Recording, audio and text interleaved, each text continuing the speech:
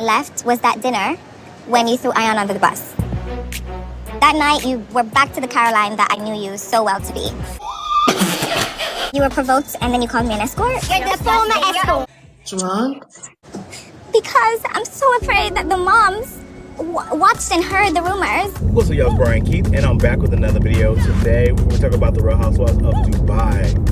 And I have a couple questions, just because Chanel Ayan came underneath my Twitter post and basically said that she told Stanberry not to bring it up. That's what she said. However, in this episode, Stanberry basically said, I should have asked you for permission. The where I went wrong is I should have asked your permission. Yeah, 100%, and I accept all the responsibility. So I apologize. Saying that you should have asked someone for permission is basically saying that they were unaware not to bring it up or to bring it up. I'm just, Chanel, if you're watching this, girl, I'm not saying you lying, but I'm just going off of the verbiage that old girl just said. But we're going to talk about it, y'all. Like, comment, subscribe, enjoy the video. Somebody lying. Yeah, let me check my shit real quick. Hotter than the fire coming out my flaming lips. You wanna play with me? You can't play in me. On the playground, bitch, you can't play with me.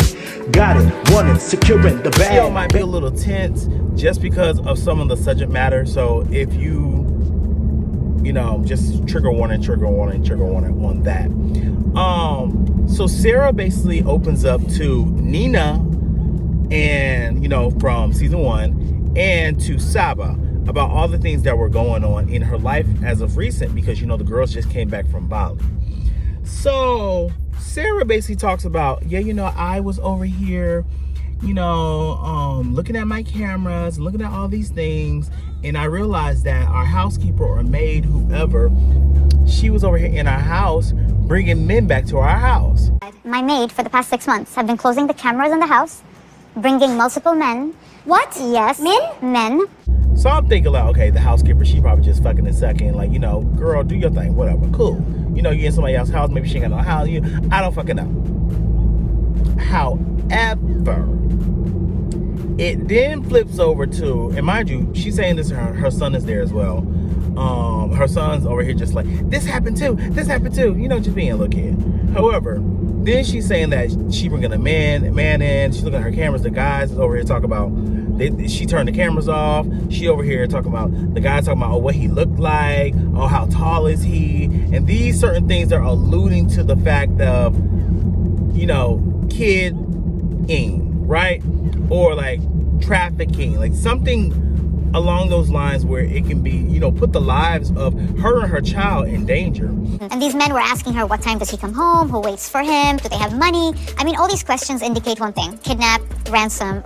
So she realized that, and she escalated to, you know, the local authorities and put the lady behind bars. She told the girl to clean out her, the room that she was staying in. Then she found her earrings, jewelry. She found her panties, which was, girl, like, I mean, Sarah, she bad. Like, I ain't gonna hold you, she bad. Sarah bad. So I guess if she wanna, you know, do what she gotta do, girl, it's none of my business. I'm not judging, but am I doing that? No. But it's just one of those things where it's just like, especially having kids in today's era, like, it's really scary to really trust someone outside of your core with your child, right? And then on top of that, Sarah's over here thinking that they were trying to, you know, take her son for ransom. And thank God nothing, you know, really came of this. But she was saying how her son has, you know, he's traumatized from this. She's traumatized from this. And I can totally understand that. I would be freaking the fuck out that this woman is setting up schemes for someone to plot to take her fucking child. Right now, I'm dealing with a court case, police case, my son traumatized. This is what I come home to. I was like, just leave the house. It's a weird shit, honestly, right? So I'm just happy that she, you know, did what she had to do on that. And she said she's not dropping the charges ever. And she said she's going to press charges to the highest level. And I don't know what that is in Dubai, but all I can say is, girl, good luck. Good luck, because you did what you did. Now you gotta go In jail, bitch! So moving on, we see all the ladies, and Sarah's still talking to Nina and Saba, and she's talking about the guy that she's dating, and she's talking like he basically told her not to do a podcast, and she's like, oh, he made me not do a podcast, this, that, and the third. My whole thing is this: I hate the whole rhetoric of you're dating someone and you're saying, well, I'm dating this person and he made me I couldn't do this because he didn't want me to do it, or he made me do this. I'm like, now don't get me wrong, if it's like a husband or wife, cool, compromise. If they don't want you to do it, compromise. Cool, I get that. He made me drop a deal for $45K. It's a huge podcast interview because the guy is shirtless on his Instagram. But someone that you're dating cannot tell you, a person that is not legally bound to someone, what to do. That is just, in my mind, is crazy. How can this man that, to be honest, she hasn't kissed, hasn't did anything else with, and hasn't paid not the first bill, but she's courting, to be honest, tell her what the fuck she can and cannot do? That shit blows my mind. I'm sorry, right? So she's like, yeah, he told me that I can't do this podcast with this guy for, now I don't know, she said $4,500, $45,000, but the show the fuck sound like she said $45. Now, if she did the podcast for $45, Sarah, our priorities might be fucked up. Because doing a podcast for $45 is egregious as hell. Girl, step your money up. So I'm going to assume you said $4,500 because that makes a little bit more sense than $45. I would look at you like you was crazy as hell. Right? So, like I said, all the girls, they go out and they're going out to festivities, having a good time. Shout out to the girls, they look great. And Nina bring it up to all the ladies, and all the ladies are just shook and shocked, right? And like they're going, it's like polo, they're going to the derby, all that. And the girls look really cute. I love all the fashions, everything looks really nice. And like she's telling the ladies this whole thing, like, yeah, this is happening, blah, blah, blah, blah, blah. Found out that my maid has been shutting the cameras off in the house, bringing men over. So then I go through the WhatsApp messages. The man's like, what? We finally see Lisa and Stanberry have a sit down, right? And Lisa's telling Stanberry, like, at the end of the day, I want to be in a good space with you. I'm sad that we're back in this same rough spot that we are in. However, like, how can we pivot and get back into, a good spot? And Lisa basically telling her, like, look, I don't trust you, but I'm trying to, make amends because of Ayan. What left was that dinner when you threw Ayan under the bus. Right? Hold on, I know my engine, you can probably hear it. Here we go. But she's basically talking about, she felt like her loyalty was, was broken with Ayan. I have two things with this, where with Stanberry, they pivot back to the whole escort thing, right? And somebody went online and was like, oh, you want to talk about Stanberry, but you was fighting when you was on the TV show. Is this the fact that someone want to bring up something that happened when she was on a TV show back in her 21 years old? It's like, it's really apples to oranges. Like, what's worse, fighting on TV at 21 years old, fresh out of college, or being on Epstein's list for, it's apples and watermelons. Honestly. I touched your husband. He said my followers are fake. I don't have a business. Well, my husband's gay. You were provoked and then you called me an escort? You're the former escort. So she was just like, I felt offended because in Dubai it's such a strict and conservative country where it's like people hear that you're basically a whore. Nice words saying. It can destroy your social standing. So she's crying, this, that, and the third. My whole thing is this, Lisa. Yes, I understand that Stanberry said what she says, but you didn't take no accountability for the stuff that you said about her as well. You over here call her the Wicked Witch of the Middle East. You called her a lot of things during that reunion. Y'all both was over here going for blood.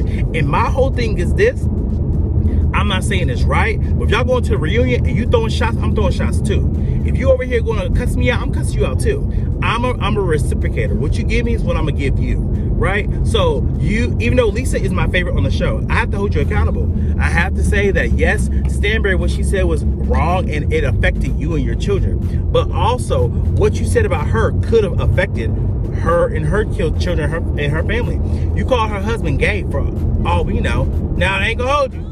I definitely look at Sergio. I thought he was one of the kids. But I guess not, right? But we're gonna get to Sergio at the end because we gotta talk about this. Later in the in the episode, we see Ayan and Stanberry sitting down and they're basically talk about, the status of their relationship and friendship. And Ayan just feels betrayed by Stanberry. And Stanberry's telling her, look, I talked to Lisa, we made amends, we're cool, everything is fine. And she says, I should have asked permission to use the voice note.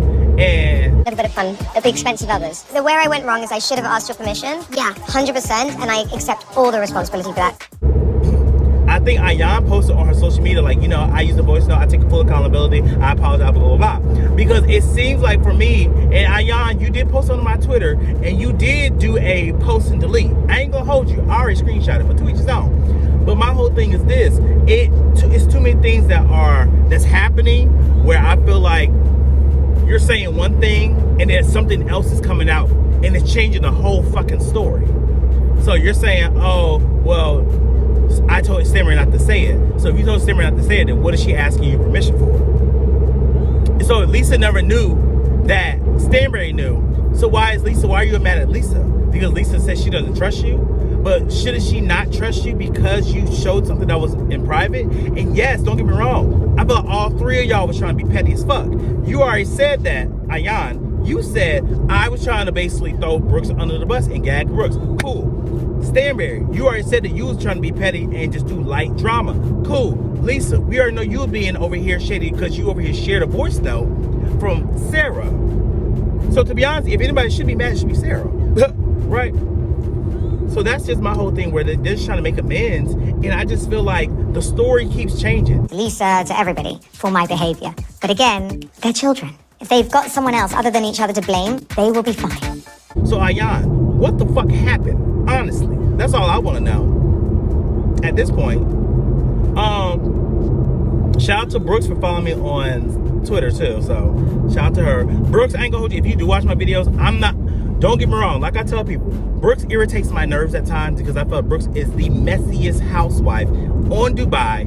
Hands down, probably top 5 messiest in the housewife universe, right? However, I do agree that Talene was the root cause of the dissolution of their relationship, period. And I will stand on the cross on that one. Brooks might be messy, but the way that Talene switched up so quick on Brooks, I would look at her crazy too. I'm like, girl, like you over here eating Stanberry's ass from the back as she walks. That's how far up her ass you are. No shade, Talene. I think you're a beautiful woman, very intellectual, as she seems like very witty, on her feet, on her toes. Love it. However, she definitely is there for, the gotcha. So at the end of the episode, we see Stanberry talking to Sergio about this baby situation. I'm like in such a catch-22 because I know that one day if you don't have a baby, you won't be around forever. I told y'all before in one of my reviews, for me, I would like to have kids and I would like to be married. However, is it a goal of mine do I feel like I was put on this earth to solely have kids and be married? No, I feel like that is something I would like to happen, but I was put on this earth to do a lot of different things that I want to do. There's goals in life that I want to do and achieve besides just being married, being someone's husband and being somebody's daddy. But I know that the people out there that, that's their goal. They want to over here repopulate the earth by themselves. Do what you got to do. And I'm asking what any other husband will ask. Feed the world, girl. Do it. However, there's personal goals that I want to do. I want to conquer corporate America. I want to be the first millionaire in my family. I want to get on the game show and win. Right? I want to design for the Olympics. Right? Those are certain things that, just for me personally, I would love to do. But that's just that. So when Sergio is basically asking her and basically begging her for a child at this point, and basically saying, I just want to know, like, are we going to have a baby? Or, I just don't want to, grow old. And then when she passed away and then my family passed away, what am I going to do? And Tapalon later on in age. Caroline will be gone. My family will be gone. If I don't have a baby, what will be my role in this life? Nothing. Okay, so And I'm looking like, okay, when she passed away, Lord forbid, no time soon, and you know, you're left, you're saying like, what are you gonna do if you don't have no child? You're gonna live your fucking life. You're a grown-ass man who hopefully has aspirations and dreams outside of just being a parent, but that might be your goal. And if something happens to her, you can always adopt, you can always have a kid on your own. And that's one thing I feel like a lot of people that want to be parents, that they don't want to be parents by themselves.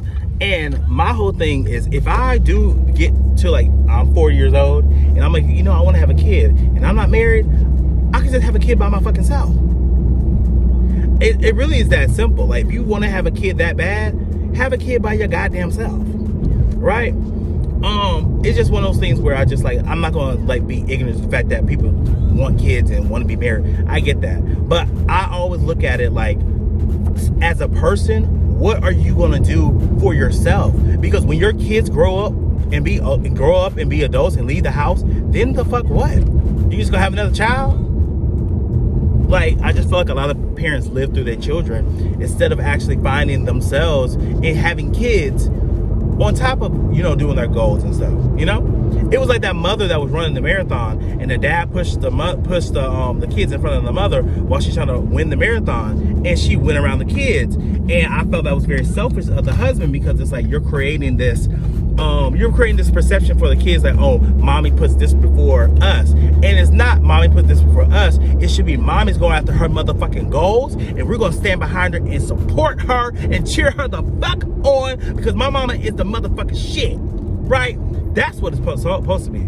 So if I do have kids, I want it to be like my dad go after his dream. My dad is conquering that shit, doing what the fuck he got to do. That's how I want to live my life, and my kids emulate that as well. You know, instead of just living for another being, instead of, you know, if it makes sense, let me know.